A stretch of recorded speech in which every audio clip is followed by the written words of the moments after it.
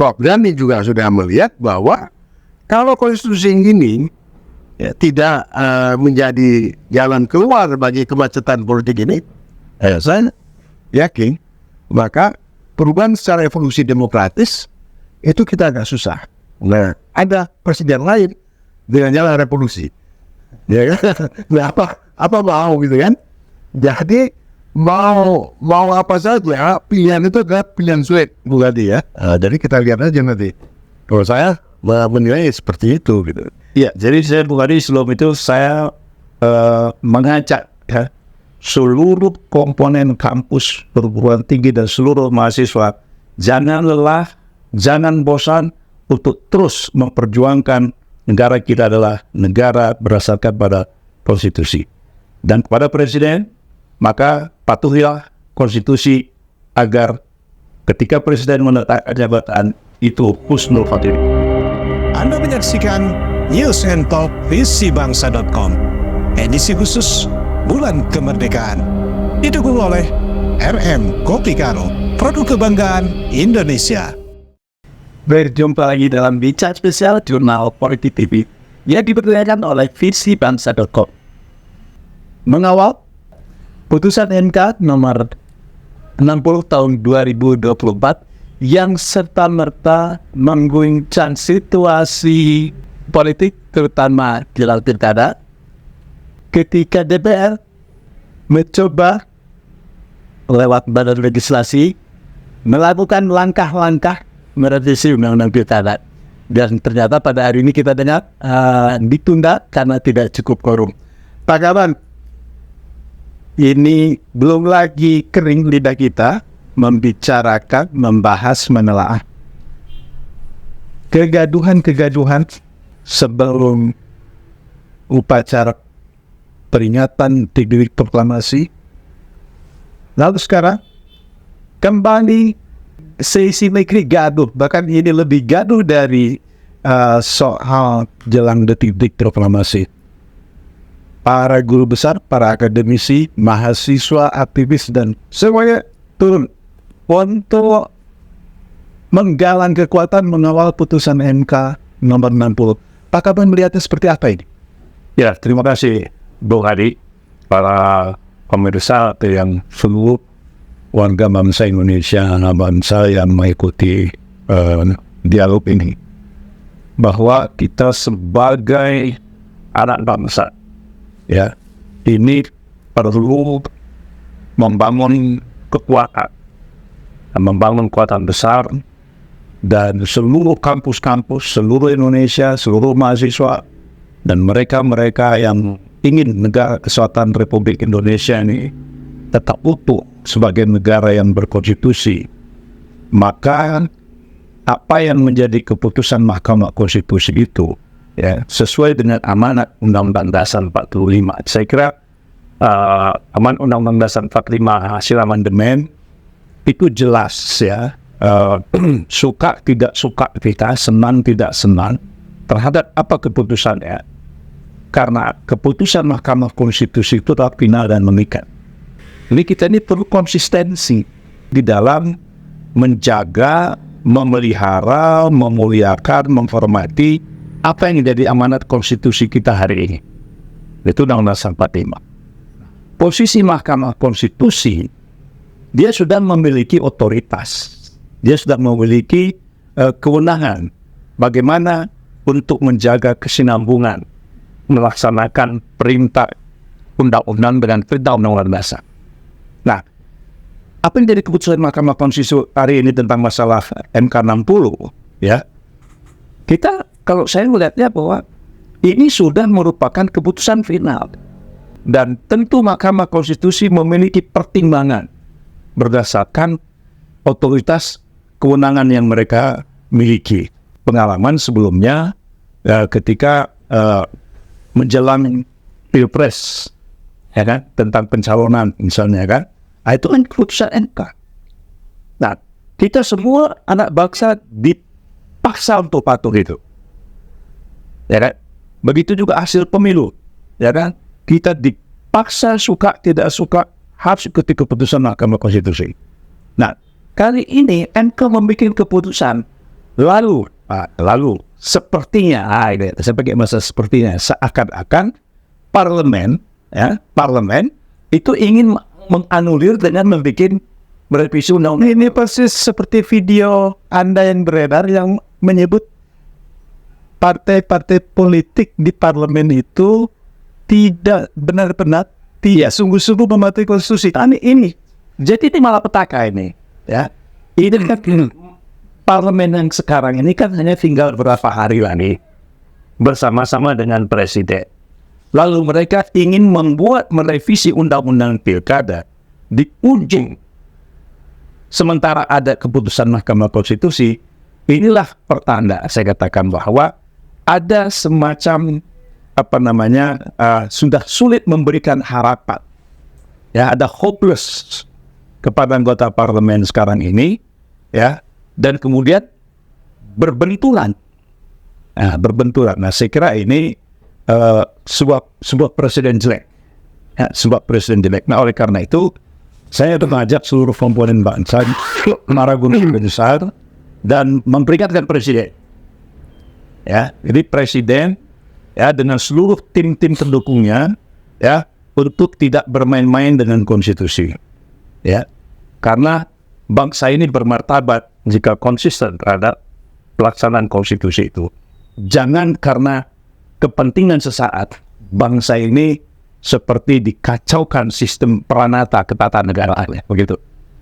kita ingin konfirmasi ke akademisi yang paling jauh, paling ujung, provinsi paling ujung dari Aceh ini. Prof Dani, ya, Anda bahkan ini melihat langsung, Anda sedang berada di Jakarta. Reaksi para akademisi, reaksi para guru besar, apa respon Anda? Anda setuju ini? Nampaknya para guru besar harus sudah mulai turun gunung ini. Termasuk seperti Pak Kaban, Anda setuju nggak? Harus mengingatkan Pak Presiden nih katanya. Ya. Terima kasih Bung Hadi. Saya sangat senang punya kesempatan untuk bertemu muka dengan Bang Kaban yang udah lama nggak ketemu, Prof. TV Masa dan teman yang lain. Saya ingin menyatakan bahwa kita sudah punya pengalaman sejarah dari sejak lahirnya negara ini, dan apa yang paling penting adalah kita memegang teguh konstitusi, dan itu yang paling tinggi, undang-undang di bawahnya.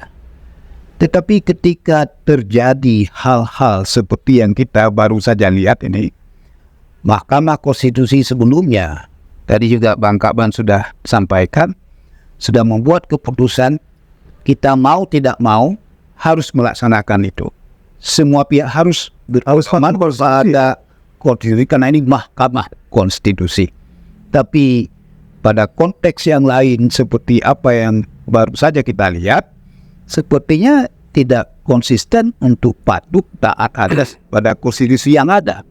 Ini saya kira yang pertama ya, menimbulkan kesan di masyarakat, ada apa ini? Apalagi Dewan Perwakilan Rakyat, maksudnya anggota-anggota yang sekarang kan mereka akan berakhir. Sebenarnya saat-saat yang mau berakhir ini memberikan Ada apa nih, Prof? ini yang kita perlu cari tahu. Tapi memang saya melihat bahwa ini mungkin ada kepentingan tertentu. Bagi saya sebagai seorang akademisi dan apa yang kita lihat respon dari para akademisi dari berbagai universitas, saya tahu, saya komunikasi dengan sejumlah teman bahwa mereka sangat concern apabila tidak lagi digunakan aturan-aturan hukum yang tertinggi dalam hal konstitusi sebagai azas dasar kita berbangsa dan bernegara. Akhirnya nanti menurut selera, kalau praktik pelaksanaan negara bangsa ini menurut selera, ini saya kira akan sangat berbahaya bagi semua. Akan bahaya ya. Kalau Bung Hadi tanya, apakah Anda setuju? Saya setuju. Harus seperti itu. Kita kembali pada aturan hukum yang berlaku. Karena negara ini adalah negara hukum, bukan negara selera. Jadi kita harus Sebagai Presiden, ya. ini kira-kira ada apa, Prof? DPR tampaknya mulai main-main lagi nih. kira-kira apa target politik yang ingin diraih? Padahal seperti disampaikan Prof. Dade tadi, ini hanya tinggal beberapa hari lagi ini usianya. Ya, kalau saya membaca inilah siklus ada suatu political engineering untuk mengarahkan kekuasaan absolut. Jadi kekuasaan absolut itu dia berseberangan dengan prinsip-prinsip konstitusi bahwa kekuasaan itu terbatas. Tetapi itu kan secara tertulis. Secara tidak tertulis, kekuasaan absolut itu bisa dibangun dengan kong-kali-kong. Jadi bagaimana menjadi satu silent majority di parlemen itu melakukan dengan cara-cara yang tidak sesuai dengan konstitusi. Anda menduga yang dilakukan DPR sekarang ini adalah kong kali kong DPR dengan pihak pemegang kekuasaan yang juga sama-sama tinggal beberapa hari lagi? Ya, jadi tidak sesuai dengan konstitusi, juga tidak sesuai dengan etika politik, dan permainan politik itu yang sangat kasar, hanya karena ingin menjegal satu kekuatan yang dianggap berbahaya dengan cara apapun dilakukan. Hanya saja kebetulan ini terkait dengan soal Anies. Tetapi kalau kita baca secara menyeluruh, kan forum rektor 3 bulan yang lalu, Bung Adi masih ingat kan? Waktu kita dialog, ketika rektor-rektor ya bertemu di Gajah Mada, itu kan sedang mengingatkan antara lain ya bahwa pemerintahan Jokowi itu melaksanakan pemilu yang demokratis, pemilu yang demokrasi yang berkualitas, termasuk juga menegakkan prinsip-prinsip konstitusi. Itu ada beberapa poin ya. Itu 3 tahun yang lalu loh. Artinya para akademisi ini sudah membaca ya kemana sebenarnya arah bangunan kekuasaan ini. Jadi kalau hari ini kita lihat bagaimana mereka juga untuk melawan konstitusi ya, hasil keputusan MK, ini adalah bentuk nyata ciri-ciri kekuasaan absolut. Seperti yang pernah saya analisis para akademisi. Ya, selangkah lagi ini sebenarnya kita sudah masuk pada model otoritarian. Jadi bangunan otoritarian itu bukan hanya pada skala nasional, ini juga mau dikonsolidasikan kekuatan itu juga pada arus local politics. Jadi Bung Adi bayangkan ya, kita lihat ya, ada calon-calon yang bagus di daerah, di lokal, apakah mau provinsi maupun kabupaten, tetapi karena persekongkolan partai-partai yang berorientasi pada isi tas, ya, koalisi pada isi tas, jadi bagi calon-calon yang tidak mempunyai kemampuan finansial, dia tidak akan bisa masuk di dalam kompetisi itu. Ya, jadi ini satu kenyataan yang kita lihat bagaimana juga konsolidasi absolut kekuasaan ini luar biasa hebatnya, sehingga demokrasi itu tidak terbuka kepada siapa saja, ya. Jadi demokrasi itu menampakkan ternyata yang kuat, yang menguasai uang, yang menguasai modal besar, itulah yang akan memegang tampuk kekuasaan. Dan ini sangat bertentangan dengan konstitusi, sangat bertentangan dengan Pancasila, dan sangat bertentangan dengan nilai etika yang kita anut ya dalam masyarakat yang sangat plural. Ya. Prof. TB, Prof. Darni, dan Dr. Kawan, aksi hari ini serentak berlangsung dan ini sangat cepat eskalasinya di Jakarta, Bandung, Yogyakarta hingga Solo. Dan di Jogja kami baru mendapat kabar Jalan Malioboro beberapa jam yang lalu mulai lumpuh. Ini kegaduhan ini kira-kira akan mengarah kemana ini? Akankah ini kan berlangsung cepat ini? Namanya dikonsolidasi mengawal keputusan MK 60 ini berlangsung cepat. Ini kira-kira bisa mengarah pada kegaduhan-kegaduhan merembet ke daerah lain atau seperti apa? Nah, jadi ini peringatan lah ya. Jadi saya kira para guru-guru besar ya, kalau saya bilang istilahnya kan ini para resi-resi ya, para resi-resi yang mereka selama ini melakukan membaca kitab-kitab hukum yang begitu luas. Mereka lihat bagaimana bangsa ini harus dibangun ya, bermartabat ya kan, berkeyakinan ya terhadap nilai-nilai ketuhanan, nah nilai-nilai kebenaran, keadilan untuk mewujudkan kemakmuran. Nah, mereka sangat menyadari bahwa sekarang ini jika apa yang sudah diputuskan oleh MK ini kemudian diganggu dengan permainan-permainan politik murahan, ya, politik murahan di parlemen, ya kan, yang sengaja untuk menggagalkan itu, ini dengan waktu yang sangat pendek, kan waktu sangat pendek.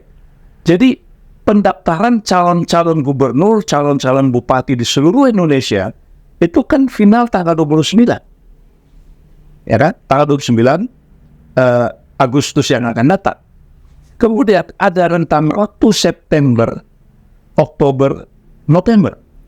3 bulan.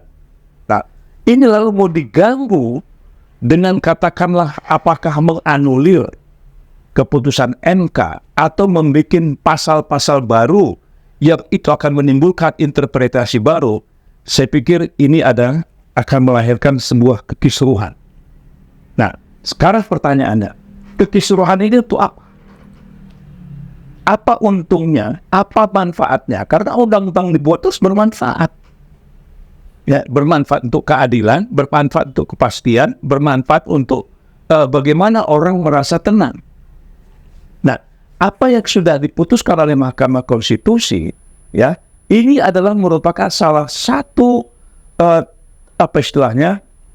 salah satu jalan bagaimana partisipasi publik dalam berdemokrasi untuk menentukan calon-calon gubernur dan calon-calon bupati, betul-betul orang yang muncul itu didukung oleh seluruh komponen dengan biaya murah.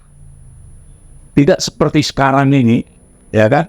Kita sudah memonitor bahwa ada partai-partai yang membuat plafon-plafon harga, ya, untuk mendapatkan surat-surat.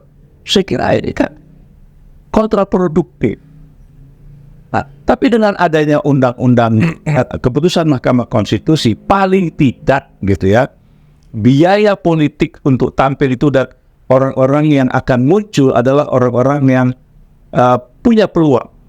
Ya, punya peluang artinya orang-orang yang seperti misalnya Profesor TB, Profesor Denny, mereka mau maju jadi gubernur, bisa muncul, ya, bisa muncul. Jadi the best gitu, personal, ya, untuk menjadi pemimpin-pemimpin lokal tingkat provinsi maupun bupati itu bisa diperdapat Dari pihak pengunjuk rasa, dari pihak demonstran lah katakan di berbagai kota tadi, mereka kan jelas ingin mengawal putusan MK 60. Ini kan pemicunya adalah kalau istilah dari Prof. TB tadi, ini kong kali kong DPR dengan pemerintah. Ini kan bisa akan mengganggu tahapan-tahapan pilkada yang Anda sebutkan. Udah pasti mengganggu. Nah, kalau sudah terganggu begini, mungkin nggak ada sesuatu yang jauh lebih besar yang mengganggu tantangan begitu? ya pasti. Ya, kalau kekisruhan sudah terjadi di mana-mana, keributan terjadi di mana-mana, ya kan? Nah, saya tidak ingin,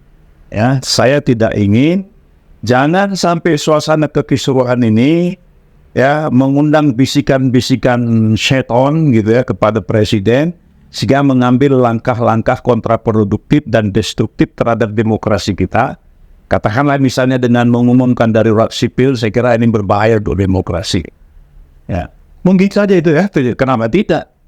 Ya kan? Karena biar bagaimanapun presiden dengan info-info yang ada, dia bisa mengambil alih semua keadaan ini.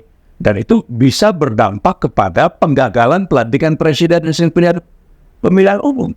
Nah, kita boleh nggak suka, nggak cocok gitu. Tapi apa yang menjadi amanat konstitusi ini harus dijaga seperti dikatakan Profesor TB tadi. Guru-guru besar sudah mengingatkan beberapa tahun yang lalu kepada presiden. Jadi presiden dalam konteks ini dia harus konsisten.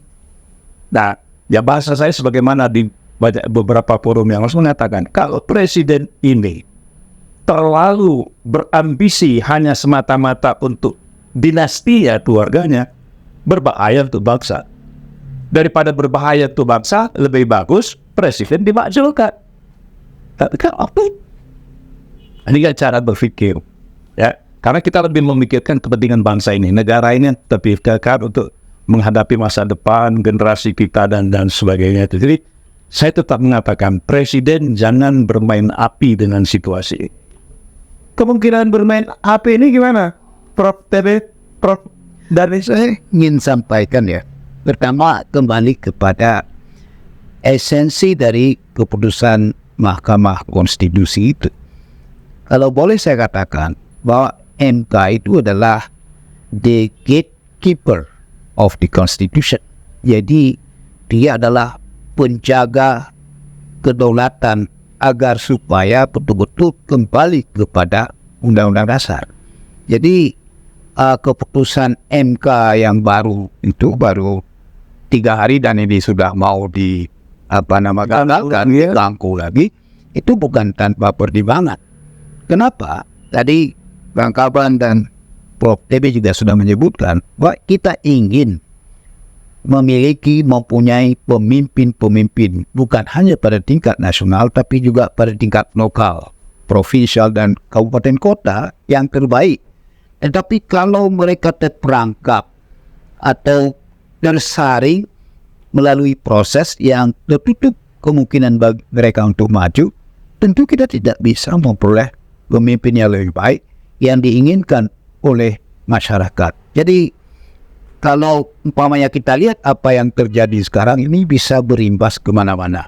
Sungguh bukan hanya tidak konstruktif, tapi juga kita berada pada point of uncertainty bagi masa depan. Malah jadi proses-proses destruktif. Ini sangat berbahaya. Karena itu saya selalu katakan bahwa founding parents kita itu telah menyatakan bahwa kita harus kembali kepada konstitusi. Kenapa itu? Karena itulah pegangan yang paling tinggi untuk menjaga negara dan bangsa ini agar tetap survive. Kecuali kita menginginkan sebaliknya. Dan itulah keputusan Mahkamah Konstitusi ini memang wajib kita jaga. Bukan hanya oleh para akademisi, para mahasiswa dan guru dan sebagainya, tapi semua kita. Kita menginginkan bangsa dan negara ini tetap survive, terjaga dengan baik, tidak diganggu oleh selera rendah. Prof. TB Supidasko kepada wartawan hari ini juga menyampaikan rapat paripurna ditunda karena tidak korup. Apa catatan Anda ini? Ini langkah kong kali kongnya seperti apa nih kira-kira ini? Ya, Bung Adi, ini tidak mudah ya. Sekarang kalau kita lihat keresahan partisipasi massa ini sudah menyeluruh, ya, mulai dari kaum terpelajar sampai pada kelas menengah, buruh, ya, mungkin juga akan bersambung dengan petani. Ada satu situasi kondisi di mana sekarang itu orang merasakan, terutama beban ekonomi rakyat itu semakin lama semakin berat. Itu secara kondisi objektif.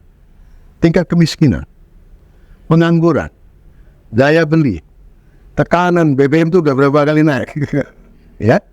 Nah itu kondisi objektifnya. Nah bukan tidak mungkin apapun rekayasa, apapun pilihan politiknya, ini tidak mudah. Apapun yang diambil pemerintah, resikonya itu sangat besar sekali. Kalaupun dia akan katakanlah ya ini mengarah kepada darurat sipil, ingat kondisi negara kita bukan dalam keadaan baik-baik saja. Mungkin di awal mula kita akan masuk pada suatu krisis konstitusi, kemudian krisis politik, krisis ekonomi yang sangat hebat. Kalau itu yang terjadi, saya kira tidak ada yang mampu untuk mengelola ya perubahan ini, karena perubahan ini bisa liar. Itu yang kita khawatirkan. Kalau perubahan ini liar, ya bukan tidak mungkin. Seperti yang pernah saya katakan, itu bisa mengarah kepada revolusi. Kalau revolusi itu bisa terjadi, ya sesuatu yang kita tidak pernah duga, saya yakin ya lambat atau cepat mengingat banyaknya masalah itu akan kesembuh sana. Bung Adi, kita lihat pelajaran Bangladesh. Tidak ada orang yang pernah berpikir Bangladesh itu bisa terjadi. Sama saja kondisi sosioekonomi dan seterusnya. Apalagi negara kita yang sangat majemuk, negara kita yang sangat plural. Kita sekarang lagi membangun demokrasi, tetapi demokrasi itu secara sistematik kemudian dikunci. Tadi Pak Kaban mengatakan keputusan Mahkamah Konstitusi itu kan sebenarnya kan memberikan ruang partisipasi. Kemudian ditambah lagi tadi oleh Pak Kapat, ini kan juga membuka ruang munculnya pemimpin-pemimpin yang punya kemampuan untuk menyelesaikan berbagai persoalan di daerah, ya kan? Kemudian Prof. Dhani juga sudah melihat bahwa kalau konstitusi ini tidak menjadi jalan keluar bagi kemacetan politik ini, saya yakin maka perubahan secara evolusi demokratis itu kita agak susah. Nah, ada presiden lain dengan jalan revolusi, ya kan? Nah, apa mau gitu kan? Jadi mau apa saja pilihan itu adalah pilihan sulit berarti ya. Jadi kita lihat aja nanti. Kalau saya menilai seperti itu gitu. Ya, jadi saya bukan sebelum itu saya mengajak ya, seluruh komponen kampus perguruan tinggi dan seluruh mahasiswa jangan lelah, jangan bosan untuk terus memperjuangkan negara kita adalah negara berdasarkan pada konstitusi. Dan kepada presiden, maka patuhilah konstitusi agar ketika presiden meletakkan jabatan itu husnul khotimah. Baik, Prof. TB, Prof. Dhani dan Pak Kaban, kita akan lihat karena ini baru hari pertama warga masyarakat dengan antusias menunjukkan sikapnya untuk mencegah terjadinya pembegalan demokrasi ini, ya, lewat mengawal, dan langkah DPR juga untuk sementara terhenti karena batal. Tapi unjuk rasa demonstrasi saat ini masih sedang berlangsung. Kita akan terus ikuti, kita akan terus amati apakah akan mengarah pada situasi yang mengerikan yang disampaikan oleh Prof. TB dan warning dari Pak Kabat, malah jangan-jangan nanti ini mengundang pihak pemerintah untuk melakukan penetapan darurat sipil atau seperti apa gitu. Kita nantikan perkembangan berikutnya. Pemirsa, nantikan perkembangan politik di tanah air hanya di Jurnal Politik TV yang diperdayakan oleh visibangsa.com. Bilang kita berikut ya. Wassalamualaikum warahmatullahi wabarakatuh. Merdeka, merdeka, Allahu Akbar. Anda menyaksikan News and Talk visibangsa.com, edisi khusus Bulan Kemerdekaan, didukung oleh RM Kopi Karo, produk kebanggaan Indonesia.